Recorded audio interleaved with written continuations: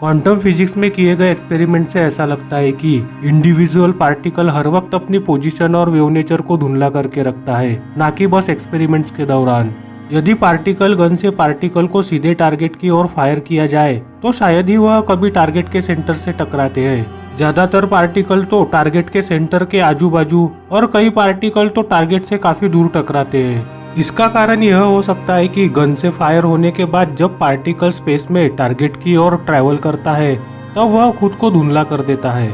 इस वक्त वह वेव स्टेट में होता है और पार्टिकल के इस खास प्रॉपर्टी को अनसर्टेनिटी ऑफ वेव कहते हैं। टारगेट से टकराने पर पार्टिकल अपनी पोजीशन को डिफाइन करने के लिए मजबूर हो जाता है, तब वह अपनी वेव की अनसर्टेनिटी को खो देता है। लेकिन हर बार पार्टिकल टारगेट से नहीं टकराता, कभी कभी वह टारगेट की ओर ट्रैवल करते वक्त स्पेस में कहीं गायब हो जाता है और टारगेट के पीछे अपीयर हो जाता है। तो आइए जानते हैं क्वांटम फिजिक्स के कुछ राज इस वीडियो में और समझते हैं हमारे ब्रह्मांड को और अच्छे से।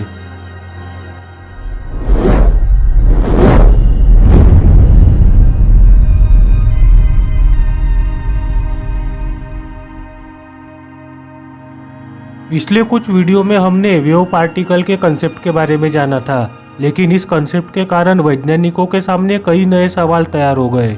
इन सवालों में से सबसे महत्वपूर्ण सवाल यह है कि आखिर अनसर्टेनिटी ऑफ वेव का साइज कितना होना चाहिए।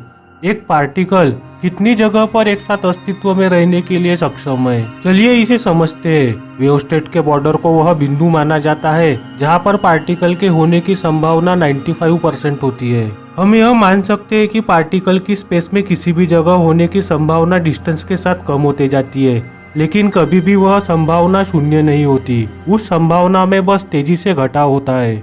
नेचर को इस बात से कोई फर्क नहीं पड़ता कि वैज्ञानिक क्या चाहते हैं। क्वांटम फिजिक्स में किसी भी बात की भविष्यवाणी करना असंभव है। हम कभी पार्टिकल की पोजीशन की सटीक भविष्यवाणी नहीं कर सकते, चाहे हम कितना भी प्रयास करें, और हमने इस बात को स्वीकार भी कर लिया है। पर वैज्ञानिकों के लिए अभी भी कई चौंकाने वाले फेनोमेनॉन्स होने बाकी थे जिसकी उन्होंने कभी कल्पना भी नहीं की थी।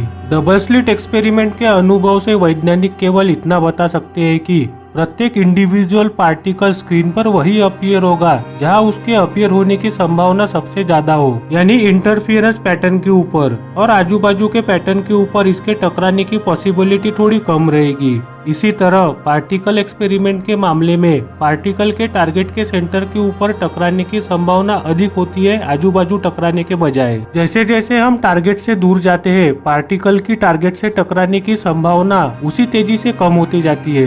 वैज्ञानिक कुछ हद तक एक्यूरेसी से पार्टिकल के टारगेट से टकराने पर उसकी फाइनल पोजीशन को प्रेडिक्ट करने में सफल रहे हैं, चाहे वो कितनी भी अनप्रेडिक्टेबल ही क्यों ना हो।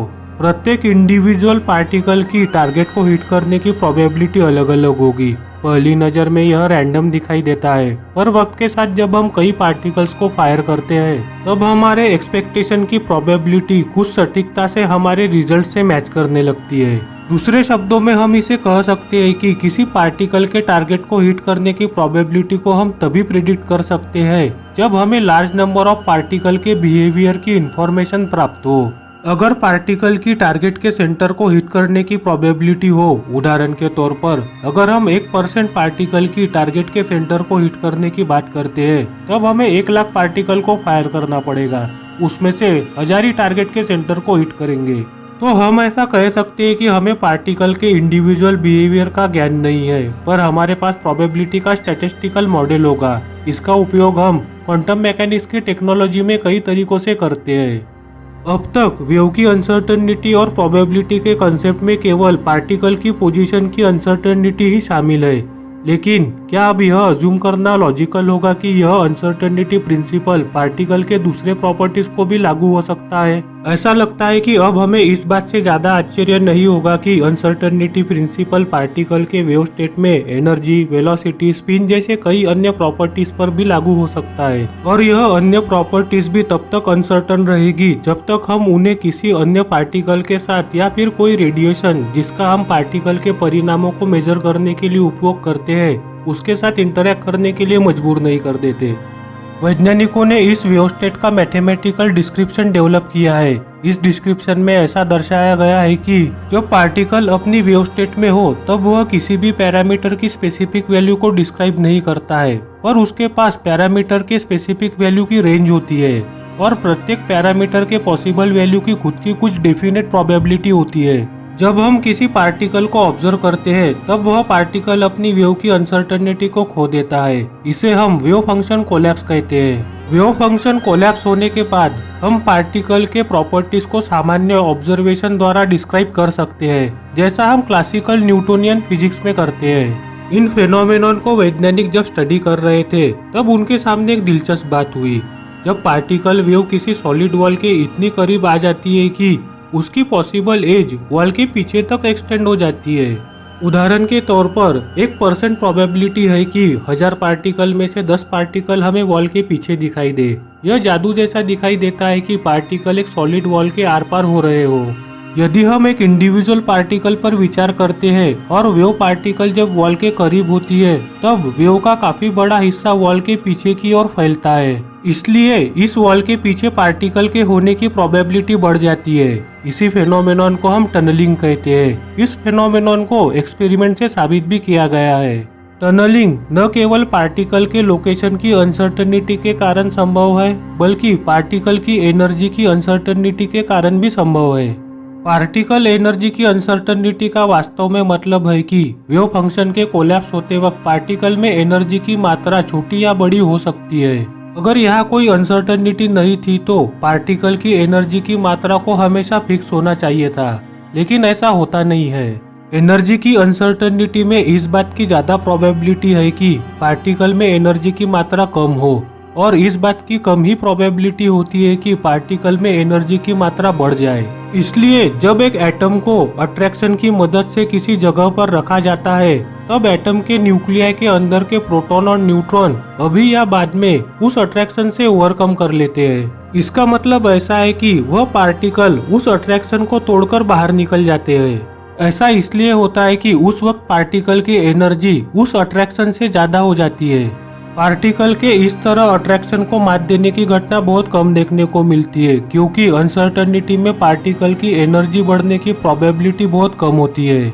इस तरह के फेनोमेनन को रेडियो एक्टिव डीके कहा जाता है। इस फेनोमेनन से हेवियर एलिमेंट जिसमें ज्यादा प्रोटॉन और न्यूट्रॉन होते हैं वह लाइटर एलिमेंट में बदल जाते हैं। ऐसा इसलिए होता है कि उनमें मौजूद प्रोटॉन और न्यूट्रॉन की मात्रा टनलिंग के कारण कम होती रहती है। टनलिंग का फेनोमेनन इलेक्ट्रॉन पर तो आसानी से लागू होता है, क्योंकि वह प्रोटॉन और न्यूट्रॉन के तुलना में ज्यादा लाइटर होते हैं। टनलिंग क्वांटम थ्योरी का प्रत्यक्ष परिणाम है और इसका उपयोग फिजिक्स में कई अन्य फेनोमेनन्स को समझाने के लिए किया जा रहा है, जैसे कि अल्फा डीके और स्टेलर न्यूक्लियोसिंथेसिस। इसके अलावा हम कुछ दशकों से टनलिंग का उपयोग हमारी टेक्नोलॉजी में भी कर रहे हैं, जैसे कि टनलिंग डायोड और scanning tunnelling microscope. Quantum theory का विकास एटम के स्ट्रक्चर के बारे में हमारी समझ के विकास के साथ काफी बारीकी से जुड़ा है। आज एटम के स्ट्रक्चर के बारे में हमारी नवीनतम और गहन व्याख्या में ज्यादातर क्वांटम शब्द शामिल है। क्वांटम शब्द का उपयोग मैं मेरी क्वांटम फिजिक्स की प्लेलिस्ट में हमेशा से करता आया हूँ और हम आगे भी इसका काफी उपयोग करने वाले हैं। लेकिन अब तक मैंने क्वांटम ग्रेविटी के 6 एपिसोड में क्वांटम फिजिक्स का उल्लेख तक नहीं किया। क्वांटम फिजिक्स के आने वाले वीडियोस में हम क्वांटम थ्योरी के अकॉर्डिंग एटम के स्ट्रक्चर के बारे में डिटेल में जानेंगे, क्योंकि क्वांटम फिजिक्स को समझने के लिए हमें एटम के स्ट्रक्चर को काफी गहराई से समझना होगा। तो आने वाले वीडियोस के लिए जुड़े रहे मेरे साथ। दोस्तों, इस वीडियो के लिए इतना ही। आने वाली वीडियोस के लिए चैनल को सब्सक्राइब कर लीजिए। अगर वीडियो पसंद आया हो तो वीडियो को लाइक कर दीजिए। धन्यवाद। जय हिंद।